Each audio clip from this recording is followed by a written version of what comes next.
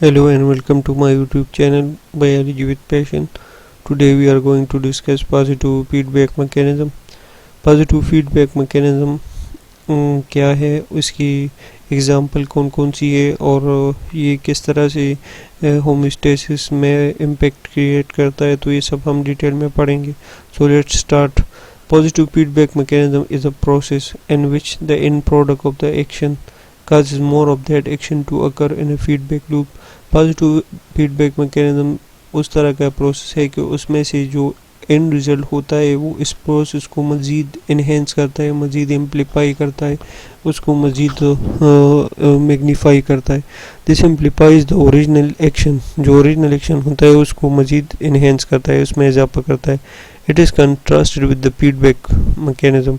Negative feedback mechanism के साथ इसका अगर कंपैरिजन किया जाए तो ये उसकी अपोजिट है.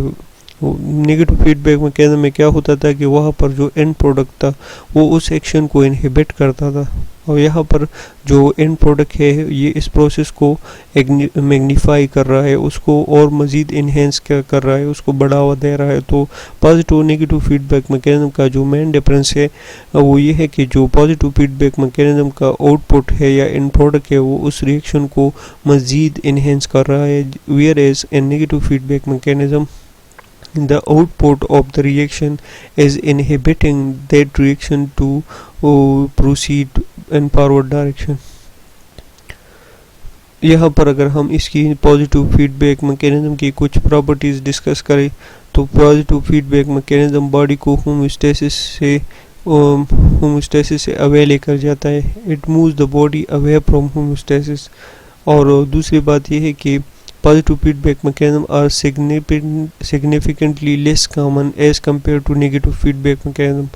पॉजिटिव फीडबैक मैकेनिज्म होमोस्टेसिस से एक प्रोसेस को अवेले कर जाता है, और नेगेटिव फीडबैक मैकेनिज्म के मुकाबले में ये बहुत कम या रेयरली होता है, या बहुत कम प्रोसेस ये ह्यूमन बॉडी में पाया जाता है. As long as the stimulus is maintain the positive feedback system gradually increase the reaction. जब तक स्टिमुलस मौजूद होगा तो पॉजिटिव फीडबैक मैकेनिज्म में रिएक्शन जो है वो मज़ीद इंक्रीजमेंट की तरफ जाएगा, मज़ीद इंक्रीज होगा. A single component that activates its own activity or numerous components with direct and indirect interaction might make up the positive feedback mechanism loop. यहाँ पर ये बताया गया है कि पॉजिटिव फीडबैक मैकेनिज्म का जो लूप है या तो वो एक सिंगल कंपोनेंट की एक्टिविटी की वजह से स्टार्ट होगा, या उसमें से मल्टीपल कंपोनेंट होंगे जो इनडायरेक्टली इस लूप को इनिशिएट करेंगे, इसको एक्टिवेट करेंगे. Positive feedback loop in biological process are common and process that need to happen fast. ये उन रिएक्शन के लिए ज़रूर होता है जो जिसको पासली करना होता है, जो बहुत जल्दी हो जाते हैं. तो उन रिएक्शन के लिए पॉजिटिव फीडबैक मैकेनिज्म एक एफिशिएंट फीडबैक मैकेनिज्म है. और इसमें क्या होता है कि the output tends to magnify the stimulus influence. एक स्टिमुलस का जो असर है, इन्फ्लुएंस है, वो इसको मैग्नीफाई करता है, वो उनकी मैग्नीफिकेशन करता है. Positive feedback mechanism are rare and living system में ये बहुत रेयर होते हैं, बहुत कम इंस्टेंस ऐसे होंगे कि आपको पॉजिटिव फीडबैक मैकेनिज्म मिलेंगे, और बाहर की इन्वायरमेंट में ये कॉमनली आपको दिखाई देंगे, जैसे कि फ्रूट रिपनिंग है प्लांट्स में, वो भी पॉजिटिव फीडबैक मैकेनिज्म की एक एग्जांपल है. अब अगर हम इसकी कंपोनेंट्स की बात करें तो जैसे कि हमने नेगेटिव फीडबैक मैकेनिज्म में कहा था कि स्टिमुलेशन होगी, रिसेप्शन होगा, प्रोसेसिंग होगी. तो ये तीनों चीज़ें दोनों मैकेनिज्म में कॉमन है. स्टिमुलेशन में क्या होता है, the stimulation date initiate the positive feedback loop in order to complete a process is the initial step. तो ये फर्स्ट स्टेप है.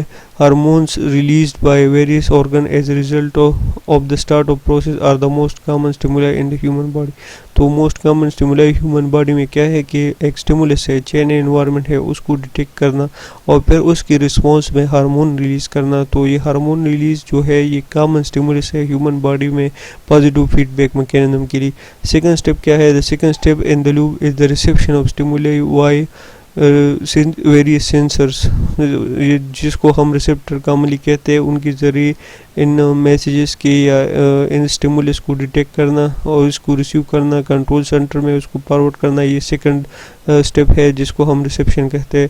These receptors are mostly nerves and they transmit signals from the stimulus location to the control unit which is brain in the human.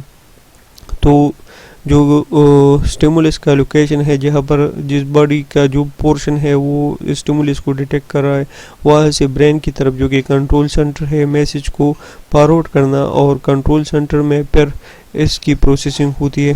Processing of the information supplied to the control unit by a receptor is the next phase. Next phase کیا ہے؟ Processing. The control unit tallies the data. وہ control unit کیا کرتا ہے؟ Brain جو ہوتا ہے وہ برین کی جو مختلف اسپیشلائز یونٹ ہوتے ہیں وہاں پر اس اسٹیمولس کو بھیج دیتے ہیں، اور وہاں سے اس کا ایک اسپیسیفک جو رسپانس ہے وہ جنریٹ ہو جاتا ہے، جس کی ریزلٹ میں جو پروسیس ہے وہ مزید اس میں اضافہ ہوتا ہے، اور ڈیویشن جو ہوتی ہے اسٹیمولس کا جو فور اسٹیپ جو ہے وہ اسٹیمولیشن کا جو پروسیسنگ ہے، اس کے بعد stimuli are activated even more. تو جو اسٹیمولس کو پروسیسنگ کے بعد رسپانس افیکٹر کو بھیج دیا جاتا ہے، اس کی رزلٹ میں افیکٹر مزید اس اسٹیمولس کو کے امپیکٹ کو مزید اضافہ کرتا ہے، اور اس کا جو پروسیس ہے اس کو مزید انہینس کرتا ہے. تو یہ 4 اسٹیپس ہے. یہاں پر یہ نیگیٹو فیڈ بیک میکینزم اور پازیٹیو فیڈ بیک میکینزم میں جو ڈفرینس ہوتا ہے وہ یہاں پر 4th اسٹیپ میں آتا ہے. 4th اسٹیپ میں نیگیٹو فیڈ بیک میکینزم میں ہم نے پڑھا تھا کہ جو اسٹیمولائی ہے اس کا کاؤنٹر ایکشن ہوتا ہے، مطلب اس کی انہیبیشن ہوتی ہے. یہاں پر پازیٹیو فیڈ بیک میکینزم میں اس اسٹیمولائی کی مزید ایکٹیویشن ہوتی ہے، اس کا جو رسپانس ہے وہ مزید ایمپلیفائی ہوتا ہے. تو یہ 4th اسٹیپ جو ہے، یہ ان دونوں میں جو میجر ڈفرینس ہے وہ 4th اسٹیپ میں آتا ہے. اب ہم کچھ ایگزامپلز ان کی پڑھیں گے پازیٹیو فیڈ بیک میکینزم کے. اس ایگزامپل میں سب سے پہلے جو ایگزامپل ہے وہ کلاٹنگ کی ایگزامپل ہے. جب ہمارے باڈی میں کہیں پر کوئی بون بریک ہو جاتا ہے یا کوئی بلڈ ویسل ٹیئر ہو جاتا ہے، تو اس پوائنٹس پر جہاں پر یہ وونڈ موجود ہوتا ہے، پلیٹلیٹس آ جاتے ہیں. Platelets start clotting at the same time it start releasing chemical. تو وہ کیمیکل ریلیز کرتے which attracts other platelets to that point, to that position, which results in more accumulation of platelets at that point. تو اس کی result میں مزید platelets جو ٹیئرنگ یا bone جہاں پر یا کوئی زخم ہوا ہے، وونڈ ہوا ہے، وہاں پر مزید جمع ہو جانا شروع ہو جاتے ہیں. تو کلوٹنگ کی رزلٹ میں پلیٹلیٹس جو ہے وہ مزید کیمیکل ریلیز کرتے ہیں، مزید پلیٹلیٹس وہاں پر جمع ہو جاتا ہے، اور اس طرح یہ پروسیس کنٹینیو رہتا ہے. اور اس کی رزلٹ میں کیا ہوتا ہے؟ اس کی رزلٹ میں یہ پازیٹیو فیڈ بیک میکینزم چلتا رہتا ہے. یہاں پر آپ دیکھ سکتے ہیں کہ ایک ڈیمیج ٹیشو ہے، وہ کیمیکل کو ریلیز کرتا ہے. Chemical initiate platelets activation, chemical platelets کی ایکٹیویشن کو انیشیٹ کرتے ہیں. پلیٹلیٹ ریلیز مور کیمیکل، پلیٹلیٹس مزید کیمیکل ریلیز کرتا ہے، اور اس طرح سے culvert forms over wounded tissue, اور وونڈڈ ٹیشو کے اوپر سے جو ہے وہ جو کلاٹنگ ہے وہ کمپلیٹ ہو جاتی ہے. تو یہ پازیٹیو فیڈ بیک میکینزم کی طرف اشارہ کر رہا ہے کہ یہاں پر پلیٹلیٹس کیمیکل ریلیز کرتا ہے، اس کی رزلٹ میں مزید پلیٹلیٹس آ جاتے ہیں، وہ مزید کیمیکل ریلیز کرتا ہے، اس کی رزلٹ میں اور پلیٹلیٹس آ جاتے ہیں. تو اس طرح سے chemicals act as stimulus, platelets کی ایکومولیشن، وہ رسپانس ہوتا ہے، وہ رسپانس مزید کیمیکل ریلیز کرتا ہے، وہ مزید پلیٹلیٹس کو پھر ایکومولیٹ کرتا ہے. اور یہ پروسیس چلتا رہتا ہے جب تک وونڈ کی کمپلیٹ کلاٹنگ نہیں، بلڈ کی کمپلیٹ کلاٹنگ نہیں ہو جاتی، اس کی کلاٹ کمپلیٹلی بند نہیں جاتا. تو یہ پروسیس جو ہے یہ پازیٹیو فیڈ بیک میکینزم کی طرف ایک اشارہ. سیکنڈ ایگزامپل ہم چائلڈ برتھ کا پڑھیں گے. During child birth the head of the child presses the uterine wall. uterine wall کو پریس کرتا ہے which results in the stimulus. یہ stimulus جو ہے یہ ڈیٹیکٹ کرتا ہے نیورونز، جو نیورو ریسیپٹرز ہوتے ہیں وہ ان کو ڈیٹیکٹ کرتے ہیں، اور یہ میسیج ہائپوتھیلیمس کی طرف لے کر جاتے ہیں. ہائپوتھیلیمس پوسٹیریور پیچوٹری کو میسیج کرتا ہے کہ آپ آکسیٹوسن ریلیز کریں. آکسیٹوسن بلڈ اسٹریم میں شامل ہو جاتا ہے، اور وہاں سے پھر واپس آ کر یہاں پر یوٹرائن وال پر اس کی ایکٹیویٹی ہوتی ہے. یوٹرائن وال کی کنٹریکشن مزید بڑھ جاتی ہے، مزید ہیڈ کی پریسنگ ہو جاتی ہے کیونکہ ہیڈ سروکس کی طرف بڑھتا ہے. تو اس کی مزید ہیڈ کا جو ہے وہ یوٹرس کی وال کے ساتھ پریسنگ ہوتی ہے. مزید میسیجز امپلس جو ہے وہ برین کی طرف جاتے ہیں which results in high activation of oxytocin. تو یہ پروسیس اس وقت تک جاری رہتا ہے جب چائلڈ کی برتھ یا کمپلیٹ برتھ نہیں ہو جاتی. تو یہ ایگزامپل دوسری ایگزامپل ہے پازیٹیو فیڈ بیک میکینزم کی. Third and last example is that of the fruit ripening, جو ہم نے شروع میں پڑھا تھا کہ جب فروٹ کی ریپننگ ہوتی ہے تو اس کے لیے ایک ہارمون ریکوائر ہوتا ہے جس کو ہم ایتھائلین کہتا ہے.